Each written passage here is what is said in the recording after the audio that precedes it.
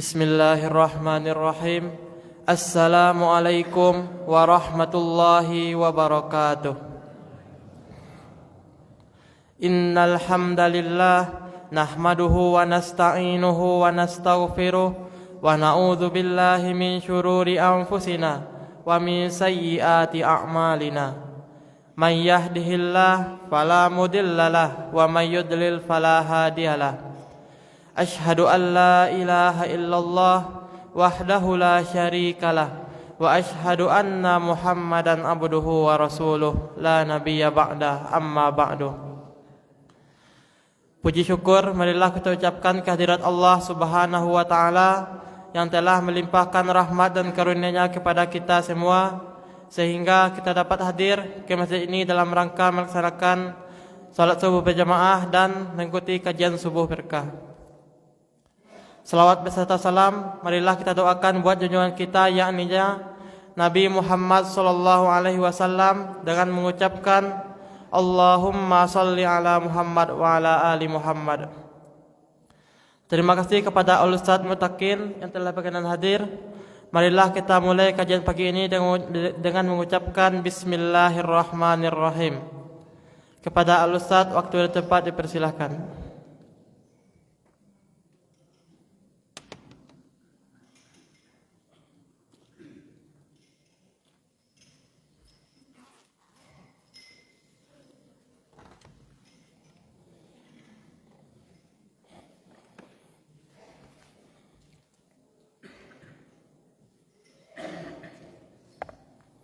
Bismillahirrahmanirrahim. Assalamualaikum warahmatullahi wabarakatuh.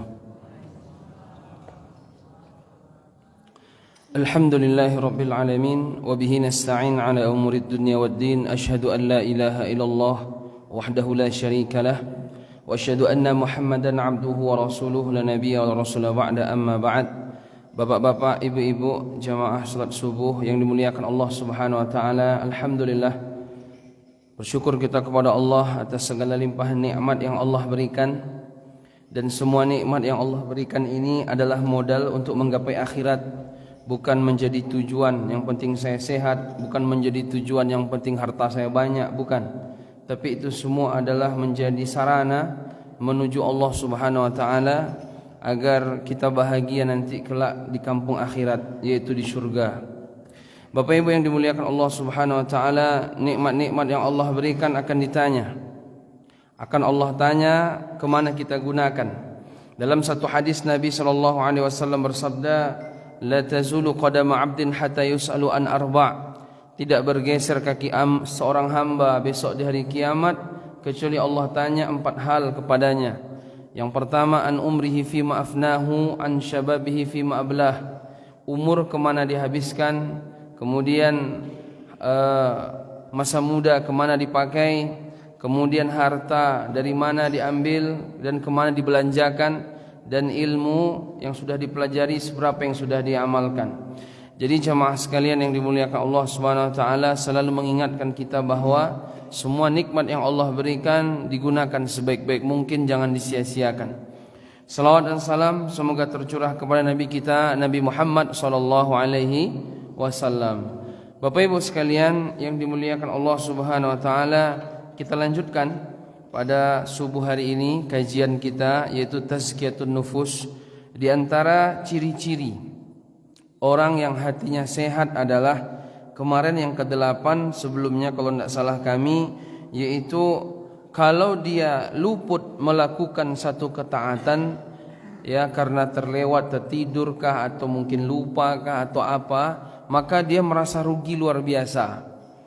Bapak Ibu mungkin pernah ketika ingin berniat salat tahajud, atau mungkin ingin salat witir, atau mungkin ingin pengajian, pokoknya ingin melakukan satu ketaatan, kemudian terlewatkan, mungkin karena kelalaian atau karena ketiduran, maka ketika itu dia merasa rugi luar biasa.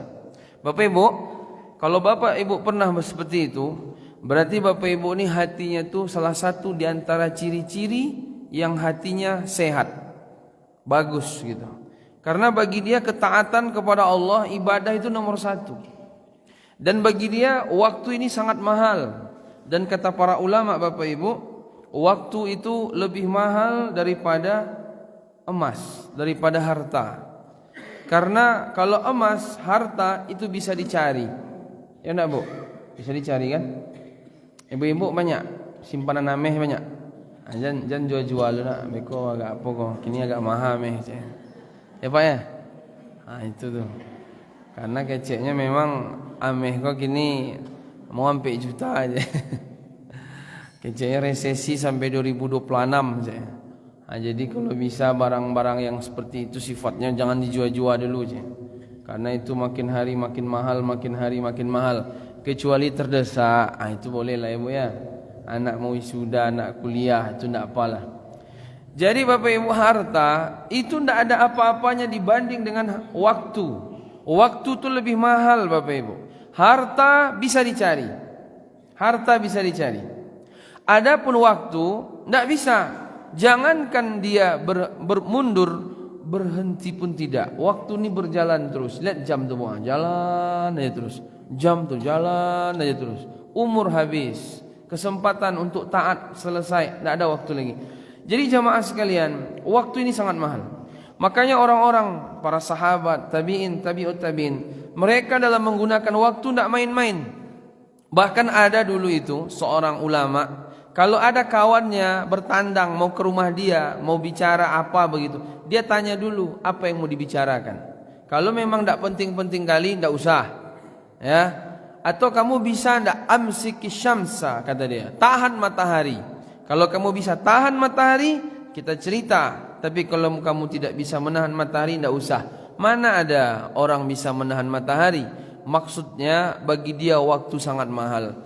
Ini kadang kita Bapak Ibu pengacara katanya, ya Bu ya? Ya Pak. Pengangguran banyak acara, ada-ada aja ya. Ndak ada nganggur-nganggur dalam Islam. Islam ni agama yang bergerak. Kalau ndak masalah urusan akhirat, mesti urusan dunia. Jadi jangan anggap persoalan hidup ini hanya perkara-perkara dunia. Justru harusnya lebih banyak perkara-perkara akhirat. Ibadahnya lebih banyak Bapak Ibu daripada dunianya. Makanya doa kita itu kan Rabbana atina fid dunya hasanah wa fil akhirati hasanah wa qina adzabannar. Ini nih doa ini saya yakin bapak-bapak hafal semua ya. Meskipun tidak tahu bahasa Arab misalnya ya. Karena memang istilah kita inilah doa yang memang super. Doa sapu jagat. Rabbana atina fid dunya hasanah. Ya Allah, beri kami kebaikan di dunia. Rabbana atina fid dunya hasanah wa fil akhirati hasanah. Kebaikan pula di hari kiamat. Wa qina adzabannar. Selamatkan kami dari azab neraka. Kata ulama ada 3 hal di sini Bapak Ibu. Yang pertama kebaikan dunia, yang kedua kebaikan akhirat, yang ketiga selamatkan dari azab neraka ketika nanti di akhirat. Jadi masalah akhirat 2, masalah dunia 1. Kalau dikatakan dunia dengan akhirat seimbang, ada yang mengatakan itu salah kalimat itu. Justru perkara akhiratnya lebih banyak daripada dunia. Kalau dikatakan dunia dengan akhirat seimbang, itu tidak tepat. Justru yang lebih tepat perkara akhiratnya lebih banyak daripada perkara dunia. Kira-kira kalau kita Bapak Ibu banyak mana? Akhiratnya atau dunianya? Lebih banyak mana dihabiskan umur? Untuk perkara-perkara dunia atau akhirat? Kalau sekarang akhirat ya Pak, karena ada pensiun ya. Dulu entah kemana-mana, sibuk ya. Jadi jamaah, perkara dunia pun bisa bernilai akhirat, bisa bernilai ibadah kalau niatnya lurus dan amalnya baik. Itulah satu-satunya agama yang menjadikan perkara-perkara dunia pun bisa ibadah. Islam cuman, yang lain enggak. Makanya Bapak Ibu yang dimuliakan Allah Subhanahu wa taala, pastikan niat kita ini ibadah karena Allah. Dan pastikan bahwa isi kehidupan kita, menit-menit yang dilewati itu untuk ketaatan kepada Allah. Makanya jamaah, kita ini ada silapnya dikit Pak. Kita ini sering sekali mengucapkan meminta 3 hal. Apa yang Bapak Ibu biasa minta? 1, badan sehat, ya enggak? Ada yang minta badan sakit, ada? Enggak ada ya. Badan sehat. 1. 2 apa? Rizki murah. Pokoknya yang enak-enak aja lah. Badan sehat, rizki murah. Apalagi? Boronglah semua, ambillah. Panjang umur. Untuk apa sehat? Untuk apa rizki murah? Untuk apa umur panjang itu? Untuk apa itu? Tidak ada tujuan. Rugi. Justru banyak orang masuk neraka gara-gara sehat. Banyak orang dia itu masuk neraka gara-gara hartanya banyak. Banyak orang paling dalam nerakanya karena umurnya panjang. Jadi Bapak Ibu, kalau hanya Bapak Ibu meminta 3 ini saja, lalu tidak ditutup dengan kalimat, ya Allah jadikan harta saya, kesehatan saya, umur saya, semuanya dalam rangka untuk taat kepadamu ya Allah. Itu yang penting, yang kalimat ujungnya ini yang penting. Mau sakit dia, mau rizkinya ndak banyak, mau umurnya ndak pun panjang, tapi kalau dia taat, bagus. Yang penting taatnya ini Pak. Makanya jamaah yang dimuliakan Allah Subhanahu wa ta'ala, orang-orang yang banyak maksiat itu orang sehat. Orang sakit mana ada yang maksiat? Orang-orang yang miskin tuh agak jarang maksiat tuh daripada orang-orang yang hartanya banyak, peluang-peluangnya besar. Orang-orang yang mereka umurnya pendek-pendek, tidak banyak dosa dia di catatan. Tapi orang-orang yang umurnya panjang itu banyak.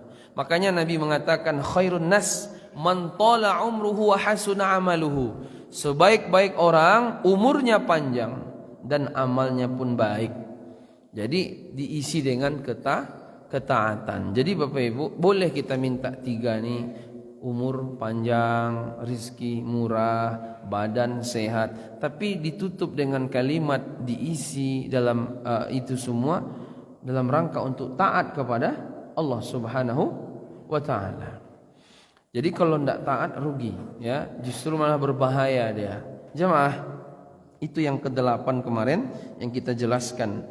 Kemudian yang ke-9 di antara ciri orang yang hatinya sehat, yaitu pemilik hati tadi menjadikan tujuannya hanya untuk Allah semata, yaitu mentaati Allah Subhanahu wa ta'ala. Dalam semua aktivitas kehidupan dunia itu diniatkan untuk Allah, ikhlas dia. Keikhlasannya betul-betul diperhatikan. Bapak Ibu, ada ulama mengatakan amal tuh semuanya mudah. Yang susah itu adalah niat ikhlas karena Allah, ya enggak? Ikhlas. Orang ikhlas itu Bapak Ibu, dia mengharapkan ridha Allah dan mengharapkan balasan dari Allah, yaitu surga. Itu ikhlas.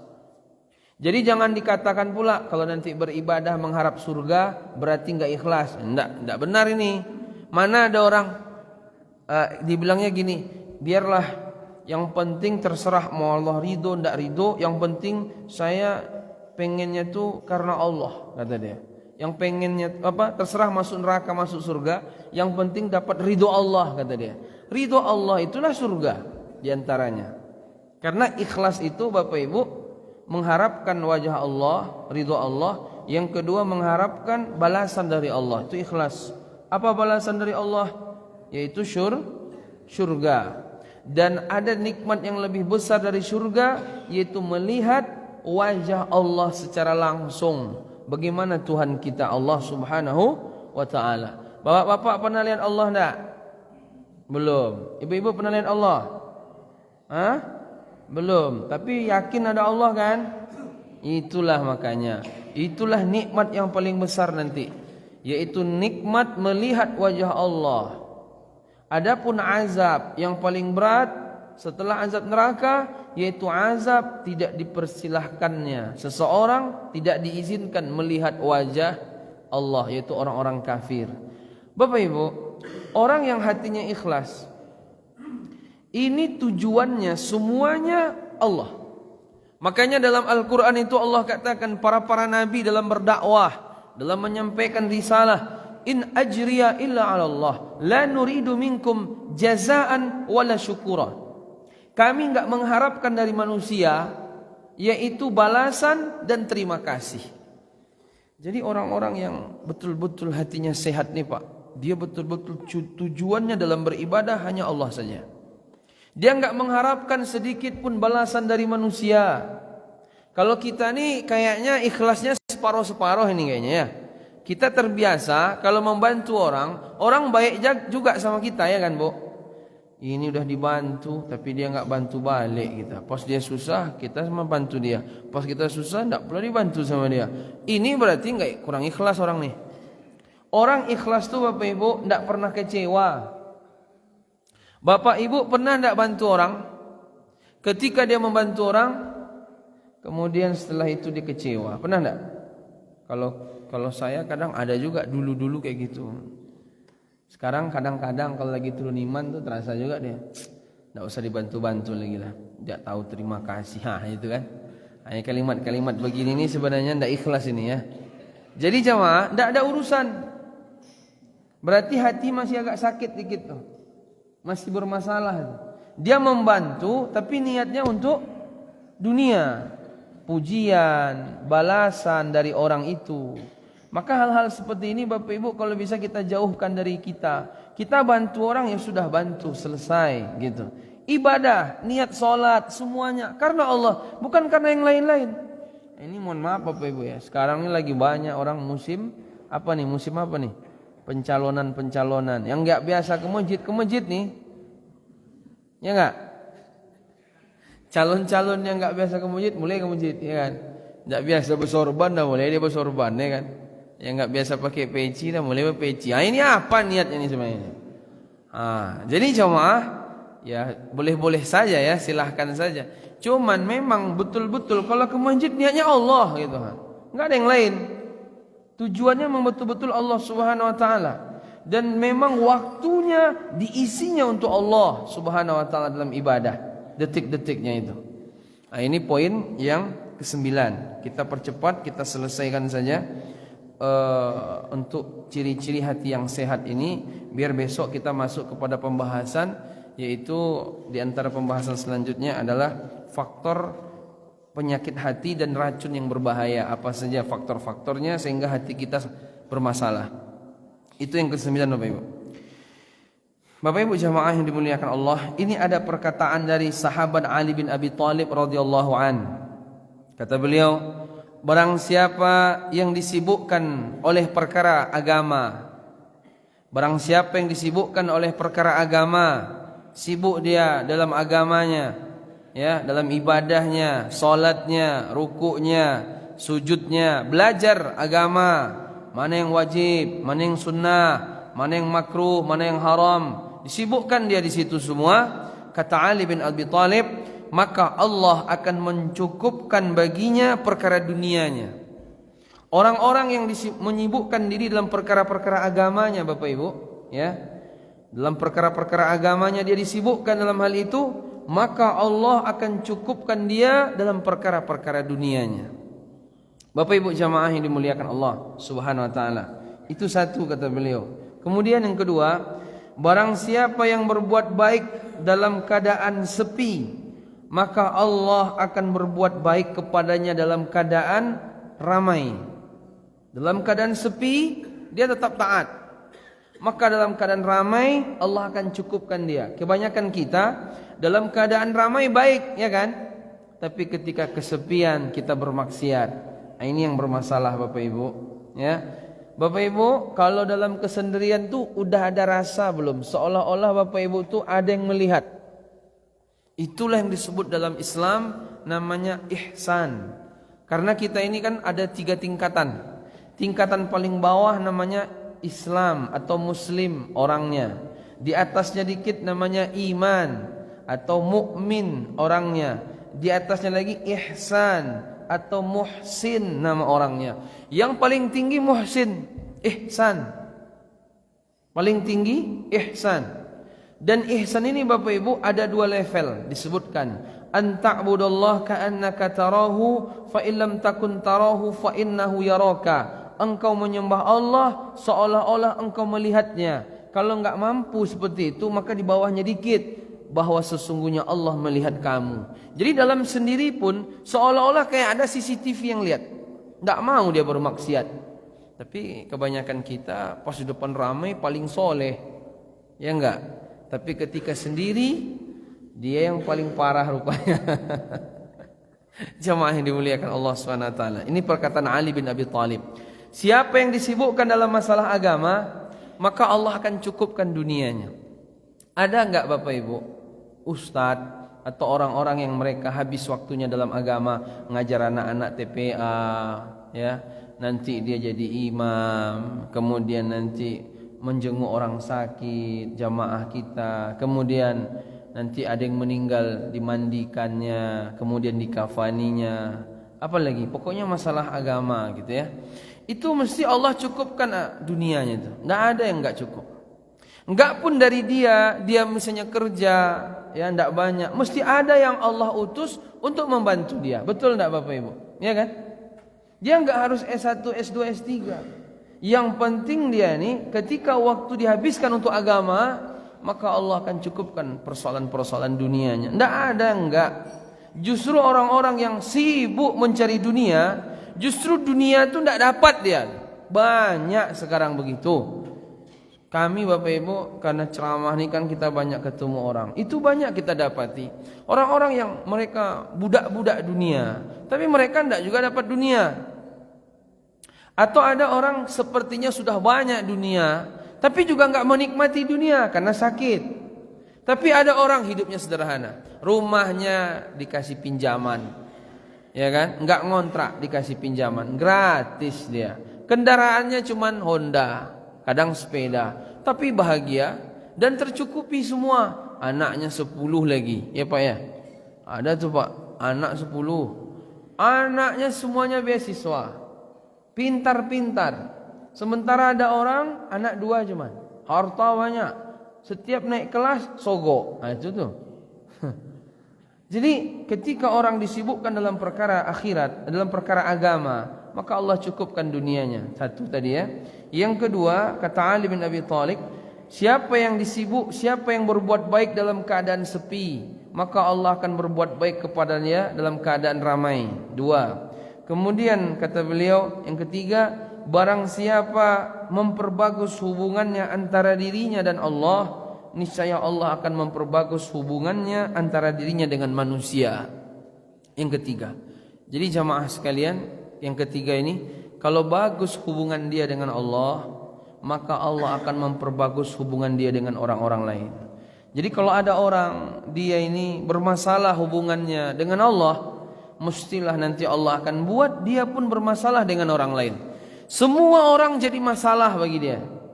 Jadi kalau ada kita, bapak-bapak, ibu-ibu, kita nih selalu ribut sama orang. Sama ini enggak cocok, sama itu enggak cocok. Coba cek. Jangan-jangan kita sama Allah enggak bagus enggak? Jangan orang terus yang kita salahkan. Ini kadang ada orang curhat dia, nelpon. Setiap nelpon, saya enggak cocok sama itu Ustaz. Dah, besok cerita lagi. Sama itu enggak cocok juga.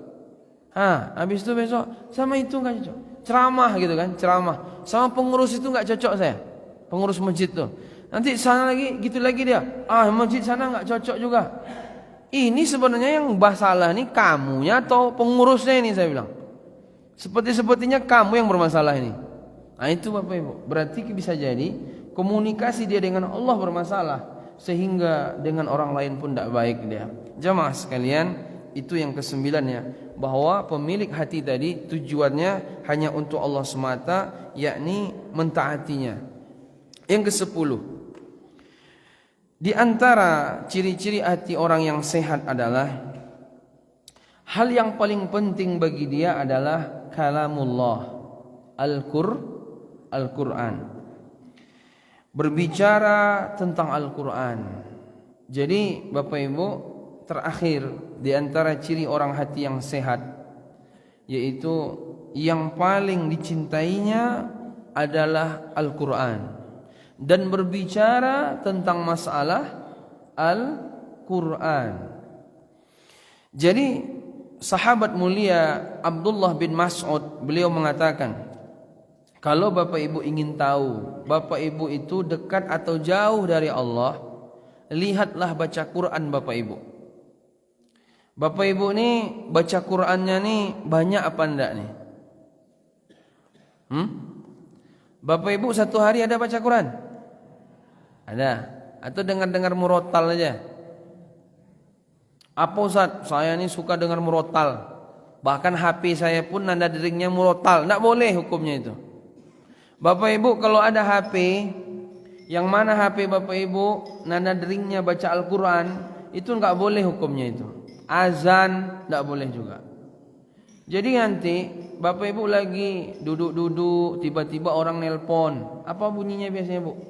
Surat apa? Hah?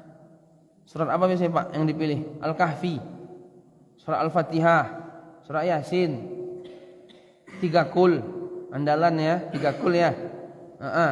Qul huwallahu ahad. Ya Pak. Tiba-tiba orang nelpon, HP bunyi, langsung baca dia. Bismillahirrahmanirrahim. Alif lam. Halo? Ayah, gimana aman? Kirimnya lah. Itu transfer BRI, BSI bisa juga ada deh. Apa orang kayak gini nih? Meremehkan Quran dia nih. Lagi enak-enak dia apa kalimatnya lagi alif lam. Mati. Nelpon dia. Dia niatnya baik. Bagaimana Quran itu terus ada sama dia. Tapi kalau dalam urusan nada dering nggak boleh kata para ulama. Karena meremehkan Quran. Azan juga. Mohon maaf ya Pak. Bapak-bapak ada yang nada deringannya azan. Allahu Akbar, Allahu Akbar. Allah. Ya. Jadi kayak gitu lagi, ya kan? Nggak boleh kayak gini nih, dipotong-potong dia. Nggak boleh. Apalagi pas lagi ke WC misalnya kan? Ke WC, mau wudu, solat, BAB, BAK. Pas nada dering ayat kursi pula lagi. Allahu la. Di WC sudah murotal itu putar. Remehkan itu namanya. Enggak boleh. Niat baik, tapi kalau cara salah enggak cukup. Niatnya baik, tapi caranya salah enggak cukup. Jemaah yang dimuliakan, ya. Bahkan ya sebagian ulama pun sebenarnya cukup menyoroti pemutaran-pemutaran murotal tapi enggak disimak. Ya kan? Ya tapi itu oke lah, itu masih menjadi satu ini perbedaan pendapat. Ada yang bilang boleh, ada yang bilang enggak boleh. Masalah apa Ustaz? Maksudnya itu mutar-mutar qiraah. Kita putar qiraah, tapi kita enggak nyimak. Itu pun sebagian mengatakan meremehkan. Karena Quran itu wa idza quri'al Quran fastami'u lahu wa ansitu. Quran itu kalau dibaca maka dengar diam. Kita banyak mutar Quran, kita cerita sendiri ya kan? Di rumah juga, ya enggak? Tapi Bapak Ibu ini masih menjadi istilahnya ya, enggak final lah. Sebagian bilang boleh, ya udahlah enggak apa-apalah daripada nanti enggak dibacakan Quran, paling enggak pun dia orang lain dengar kan gitu. Tapi kalau yang pertama bilang enggak boleh, karena kalau Quran itu diputar ya dengarin aja. Makanya sebagian masjid kan sudah enggak mutar-mutar lagi Bapak Ibu ya. Kalau kita di sini masih mutar ya. Ya bukan berarti enggak boleh ya bagi saya. Cuman ini sampai kayak gitu perhatiannya terhadap Al-Quran. Bapak Ibu, satu hari itu berapa juz baca Quran? Setengah Pak ya. Alhamdulillah. Apa-apa kau nampaknya banyak yang 5 juz sehari kau nampaknya. Dari gaya-gaya minum kopinya teh. Ibu-ibu, berapa juz sehari baca Quran? Ibu-ibu pengen bahagia, pengen hidupnya tenang, pengen dimudahkan urusan, banyak baca Quran. Kenapa kita nih baca Quran tuh malas, susah? Karena hati kita kotor. Makanya Utsman bin Affan mengatakan Bapak Ibu, "Lau taharat qulubuna ma syami'at min kalamillah." Kalau hati bersih, maka kita tidak pernah kenyang dengan bacaan Al-Quran. Kita tuh tidak kenyang. Kita lanjut makan terus. Ini yang makan yang bagus ini. Makan jiwa. Karena kita nih Bapak Ibu, paling tidak ada 2 unsur ya. Ada 2 unsur. Ini saya pada subuh ini bertanya-tanya dari sejak ceramah tadi. Kenapa biasanya hitam ini sekarang udah agak-agak warna apa nih? Lain warnanya nih. Ini berarti ada anggaran tambahan sepertinya ini ya. Jadi Bapak Ibu yang dimuliakan Allah Subhanahu wa taala. Kita ini ada 2 unsur, Pak. Ada yang bilang 3. 1 jasad, 2 jiwa, 3 akal. Ada yang bilang kayak gitu ya. Kalau jasad, maka nutrisi makanannya adalah lontong. Itu nutrisi jasad, menu ya, menu jasad itu. Tapi kalau jiwa, menunya yang terbaik adalah baca Quran. Ya. Salat, zikir, doa, dan baca Quran bagian dari zikir. Dan zikir yang paling afdal kata para ulama adalah baca Quran.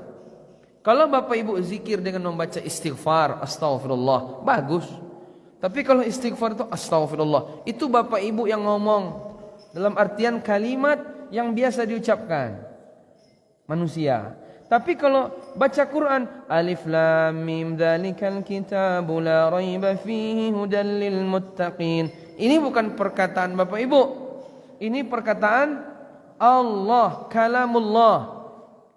Makanya seafdal-afdal zikir adalah baca Al-Quran. Bahkan mengalahkan zikir-zikir yang lain. Dan baca Quran yang paling afdal dalam salat. Kalau Bapak Ibu ingin mengkhatamkan Quran, maka bagus mengkhatamkan Quran dalam salat. Tapi Bapak Ibu tidak pula hafal Quran, itu masalahnya ya kan. Hafal sih hafal Ustaz, kami yang bagian-bagian akhir aja. Kul-kul tadi kan. Habis itu di awal sekalian Al-Fatihah, itu jelas tuh ya kan. Jadi rukun salat soalnya. Jadi jamaah yang dimuliakan Allah Subhanahu wa taala, kita bisa ada Quran besar, kita beli, taruh depan, kita baca. Itu boleh. Tapi itu mungkin tidak mudah lah, karena berdiri kita segala macam. Kita fokus Qurannya. Jadi Bapak Ibu baca Al-Quran. Makin banyak Bapak Ibu baca Al-Quran, maka urusan Bapak Ibu Allah mudahkan. Hati Bapak Ibu yang sempit akan dilapangkan. Masalah-masalah yang enggak selesai-selesai Allah selesaikan. Ada seorang murid datang ke syekhnya, ke gurunya.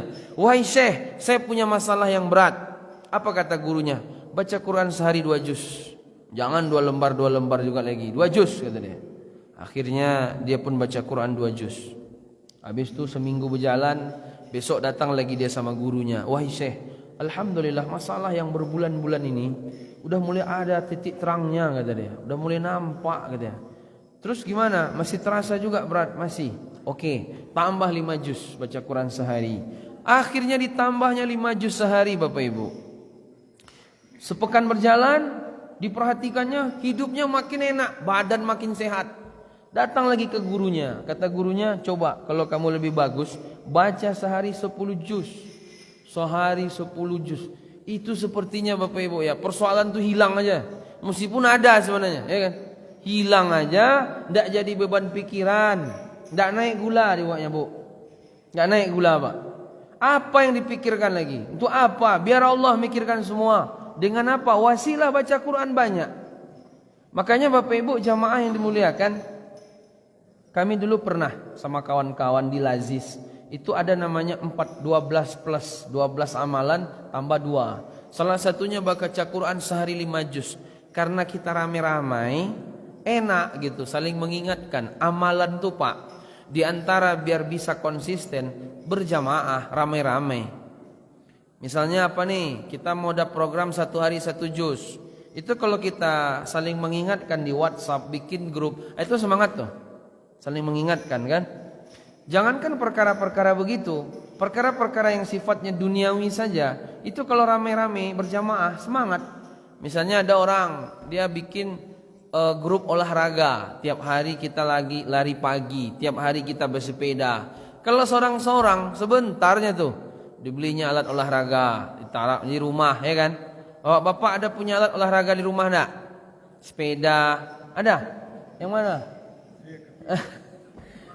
Paling-paling 5 hari itu. Habis itu enggak ada lagi tuh, ya kan Sat?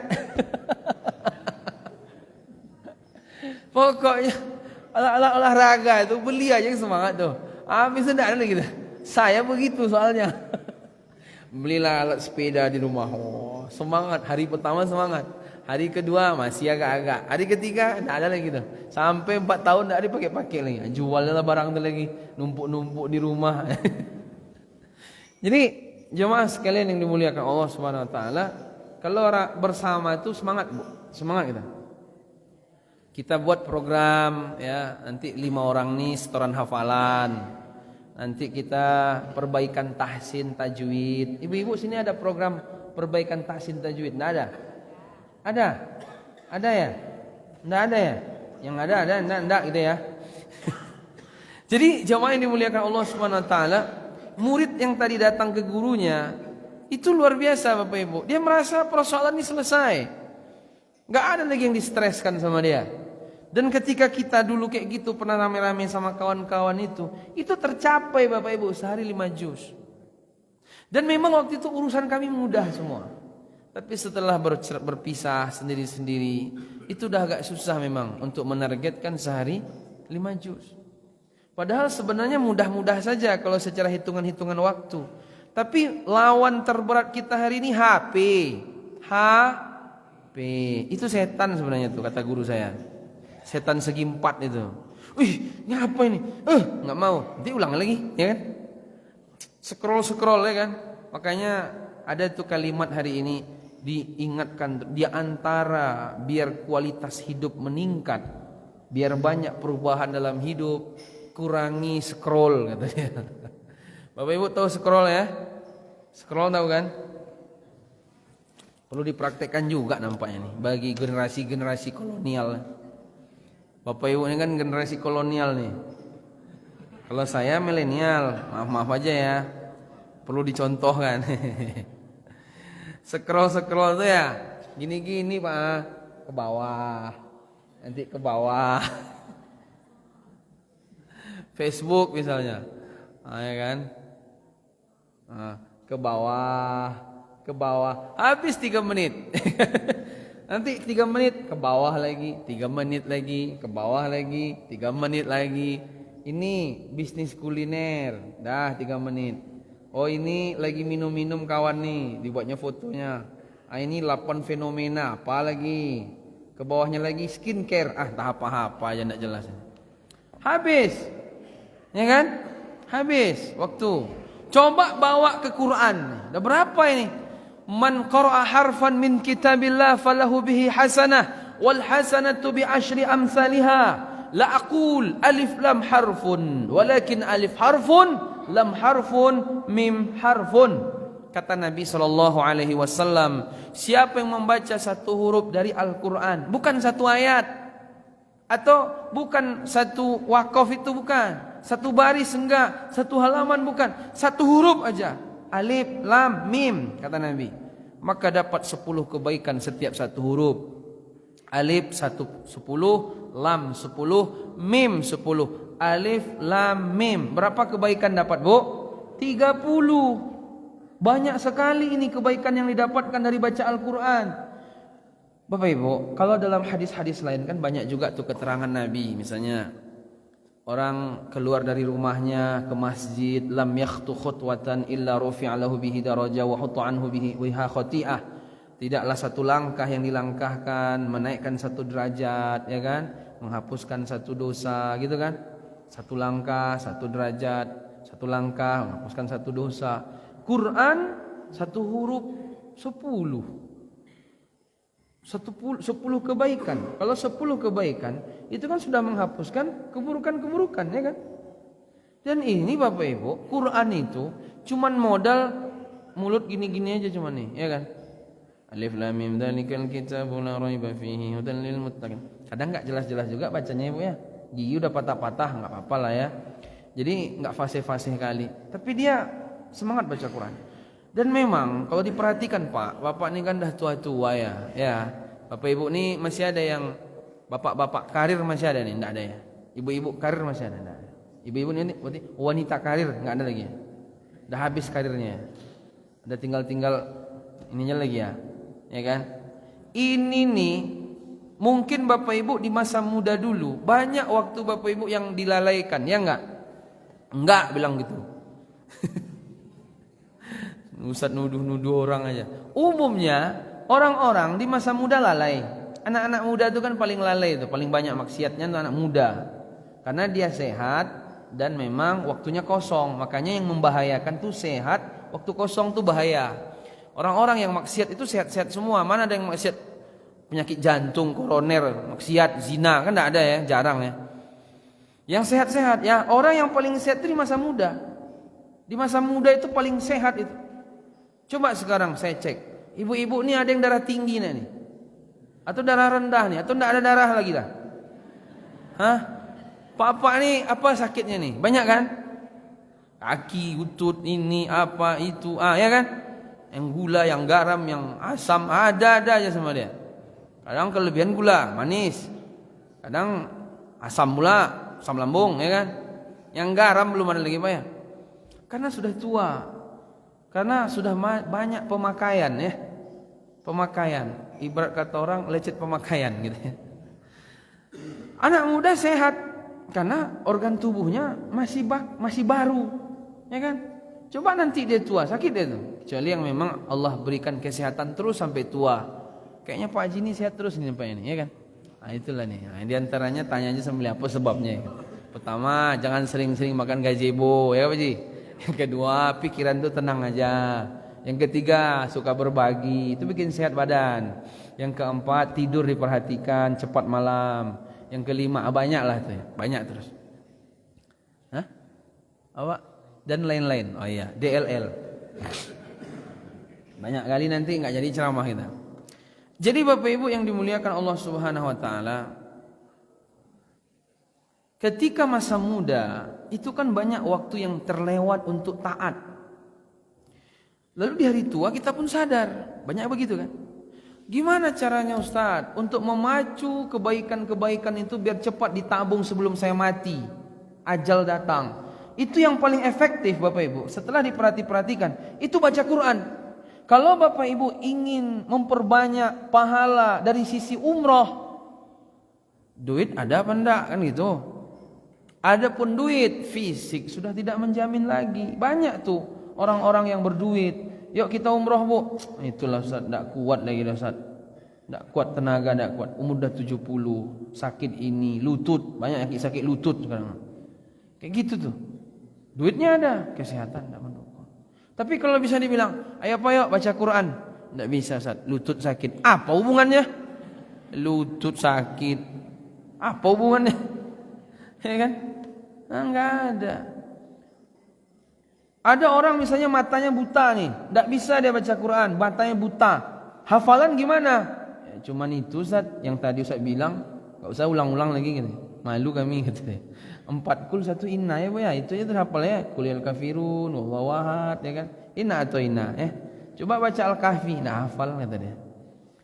Tapi enggak bisa ngeliat Ustaz, pengen baca Quran. Terus gimana solusinya? Mendengarkan Quran. Kata para ulama, orang yang mendengarkan Quran itu sama pahalanya dengan membaca Al-Quran. Jadi kita putar murattal, flash disk itu kan. Lalu berbunyilah di situ surat Ali Imran, surat An-Nisa. Kita dengarkan dengan serius. Itu pahalanya Bapak Ibu, kata Syekh bin Bas, itu sama dengan membaca Al-Quran. Pahalanya sama. Mendengarkan dengan langsung membaca. Tapi kalau nanti membaca, mendengarkan sambil mentadaburi, itu pahalanya beda lah. Karena mentadaburi itu ada nilai plusnya gitu kan. Atau membaca sambil menghafal. Menghafal itu lebih besar lagi pahalanya. Karena setiap orang menghafal itu mesti dia membaca, ya enggak? Mesti dia ngelihat juga. Dia membaca, otomatis dia membaca. Tapi orang membaca belum tentu dia menghafal. Lebih berat untuk menghafal. Jadi jemaah yang dimuliakan Allah Subhanahu wa taala, tugas kita terhadap Al-Qur'an ini ada 5, Pak. Yang pertama tilawah, yaitu membaca Al-Qur'an. Itu paling bawah tuh. Tilawah itu paling bawah. Jadi Bapak Ibu coba diprogram. Mungkin 1 hari 1 juz, 30 hari khatam sekali. Saya beberapa waktu lalu Pak, ada ceramah ke Belilas, daerah Inhu, Indragiri Hulu, Riau. Itu ada bapak-bapak pensiunan. Itu pas waktu kami datang, itu pas pula Ustaz, nanti kalau Ustaz datang kami ajak makan rame-rame. Oke, saya bilang. Tempat kami lebih rame lagi, ya kan? Rame semua. Apa lagi? Kalah di sana ya. Rupanya dipotongnya ayam kampung dia. Dia memang karena udah pensiun bapak ini, pejabat juga dia, tapi udah pensiun. Itu kata dia, sejak dia pensiun sampai entah ada 4 tahun jalan pensiun, itu udah khatam dia kalau tidak salah 60 kali. 60 kali Pak. Tidak ada lagi yang dipikirkan Ustaz. Anak dah kuliah semua, dah tamat-tamat semua. Saya pun kerja dah pensiun dah tiap bulan dah jelas lah kata dia. Sehari-hari kegiatan saya merawat tanaman, nanam-nanam, ngasih makan ayam, kambing gitu, badannya bergerak. Nanti waktu sholat masuk dia sholat. Dan dia memang suka pindah-pindah masjid dia. Kemudian selesai pulang sholat, baca Quran 2 lembar, kadang 3 lembar, kadang 4 lembar. Itu rutin konsisten sampai 4 tahun. Itu sampai pokoknya 60 lebih, 64 atau pokoknya 60 kali lah dia khatam Al-Quran. Iri juga kita dibuatnya gitu. Bisa konsisten. Cuman kalau habis sholat 2 lembar Bu, itu 5 waktu, 1 hari 1 juz, 30 hari 1 kali khatam. Ya kan? 2 lembar itu Bapak Ibu berapa menit bacanya Pak? 2 lembar itu. Hah? Berapa menit Bu? 2 lembar, 1 lembar. 2 lembar. 1 lembar ini berapa? 2 halaman. Itu biasanya 3 menit. 3 menit. Kalau yang sudah agak cepat dikit mau 2 menit. Kalau anak-anak pesantren tahfiz tuh, itu 1 juz tuh mau dia 15 menit Bu. Iya, 15 menit 1 juz. Kita dulu di pesantren gitu. Ramadan datang, kata Ustadz tidak boleh pulang kecuali khatam 2 kali. Udahlah itu dibalap-balap tuh. Sehari mau 15 juz. Yang anak-anak kelas 1 yang nggak jelas tuh, entah apa-apa yang dibacanya. Tiba-tiba lewat, tiba-tiba lewat, tiba-tiba lewat. Apa ini? Serius enggak baca ini? Enggak diperhatikan soalnya kan. Jadi Bapak Ibu jamaah yang dimuliakan, kalau habis satu waktu sholat, habis subuh 2 lembar. Kan dia kan 1 juz ini kan 10 lembar.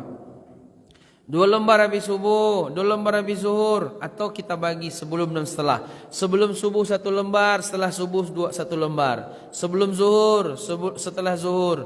Sebelum asar, setelah asar. Sebelum maghrib, setelah maghrib. Sebelum isya, setelah isya. 1 juz sehari. 30 hari khatam sekali.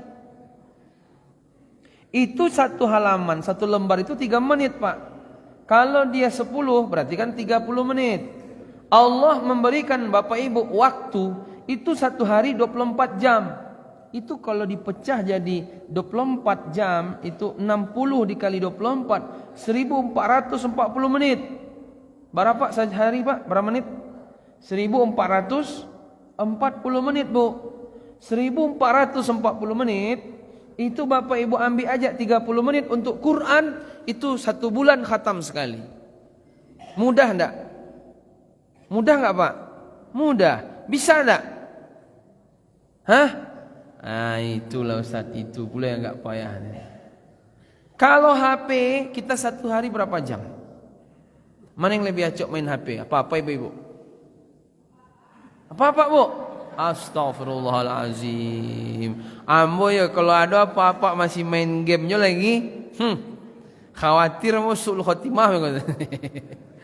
Aduh, ada apa-apa Pak umurnya 50-an.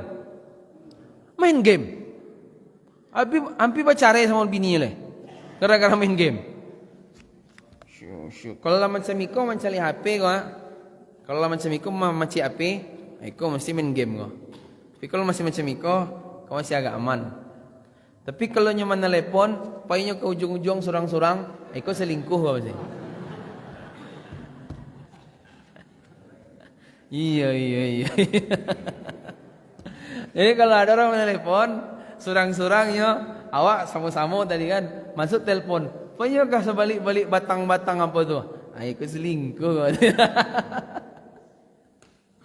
Enggak boleh macam itu. Jangan suuzon. Tapi kemungkinan iya nampak. Macam takut mana ada rahasia yang terbongkar gitu. Ada kemungkinan mungkin BIN mungkin tu nak, Badan Intelijen Negara mungkin. Jadi Bapak Ibu yang dimuliakan Allah, kita nih sama HP aja Indonesia kata dia, sehari itu 8 sampai 14 jam main HP. Bayangkan tuh. Makanya kata Nabi Ibu ya, di antara tanda-tanda kiamat ayat taqarabaz zaman. waktu cepat berputar. Waktu cepat berputar itu kata para ulama ada banyak tafsir. Salah satu tafsirnya adalah umur umat Nabi makin hari makin pendek. Jadi waktu cepat berputar itu maksudnya banyak. Bisa dimaknai umurnya makin hari makin pendek. Bisa juga dimaknai bahwa memang nanti matahari cepat. Sebagaimana ketika nanti Dajjal datang ke muka bumi 40 hari, satu harinya bagaikan 1 tahun kata Nabi kan. Lama matahari. Berarti kalau mataharinya bisa lama, bisa juga matahari dipercepat. Tapi sepertinya hari ini matahari belum cepat lagi. Karena 24 jam tidak pernah meleset kan. Segitu-segitu aja kan. Ini makna kedua. Makna ketiga, keberkahan umur yang di akhir zaman ini dicabut. Biasanya amalannya itu 1 hari bisa full ibadah. Di akhir zaman nih, amalan yang biasa 1 hari itu bisa dicapainya dengan 1 minggu. Atau mungkin biasanya 1 amalan itu full dilakukan dalam 1 minggu, itu bisa dicapai sama dia 1 bulan. Berarti kan habis waktunya ya. Ngerti Pak ya? Misalnya gini, kita buatlah hitungan-hitungan angka ya. Dia itu bisa beribadah sampai 100. Itu sehari dah bisa. Habis ini nanti baca Quran, habis baca Quran dia berzikir, habis berzikir dia begini, habis nanti pengajian, habis nanti sholat duha, habis itu ini. Sehari bisa dia menggapai tabungan amal 100. Tapi di akhir zaman nih enggak. Orang bisa biasanya 1 hari zaman dulu beribadah ya itu nanti bisa 1 minggu. Jadi boros dia 6 hari. Biasanya 1 minggu bisa dapat sekian rakaat. Baca Qur'annya sekian lembar. Misalnya baca Qur'annya aja biar mudah. Baca Qur'an tuh kalau dulu mungkin orang sehari 2 juz. Dia seminggu bisa 2 juz. Dan nanti bisa misalnya orang seminggu itu bisa khatam sekali. Atau mungkin 1 minggu itu bisa orang 7 juz. Seminggu dia 1 bulan 7 juz. Jadi di akhir zaman ini keberkahan umur itu dicabut. Jadi menurun. Kenapa? Sekarang ini bisa dilihat. Orang main HP. HP ini merusak betul ini. Saya kemarin curhat sama kawan, ustadz juga. Ini memang, dia waktu itu ada anak ya. Kita nih payah ustadz. Kenapa Pak? Kita nih melarang anak main HP. Rupanya kita raja HP kata dia. Kita berusaha jangan nonton HP. Nonton juga kata dia. Bingung sama diri sendiri. Ya Bu ya, Ibu ini mana? Ndak dia nih ya. Pak Bapak ini paling ya. Enggak main HP, enggak bisa dia ngendalikan. Jadi jamaah apa dibilangnya? Bagus ndak udah ada, ndak usah ada HP Android lagi nak. HP nelpon yang biasa itu aja lah katanya. Coba dulu HP Android ini ndak ada kata dia. Kita HP yang nelpon yang penting. Lagi di mana? Di Aur Kuning. Mau ke situ yo. Lah tuh aja. Tidak perlu begini-begini katanya. Sehingga membuat kita lalai. Perjumpaan dengan keluarga tidak ada lagi. Ada orang kita sibuk main HP. Jadi jemaah yang dimuliakan Allah, ini saja orang banyak berjam-jam nonton HP. Masa kita Quran tidak ada waktu untuk di situ ya? Maka coba disisihkan waktu Bapak Ibu serius untuk Al-Quran Bapak Ibu. Karena Al-Quran itu yang ngasih syafaat besok kelak di hari kiamat. Wallahu a'lam bishawab. Itu mungkin yang dapat kami sampaikan. Jazakumullah atas segala perhatian. Wabillahi taufiq wal hidayah. Assalamualaikum warahmatullahi wabarakatuh.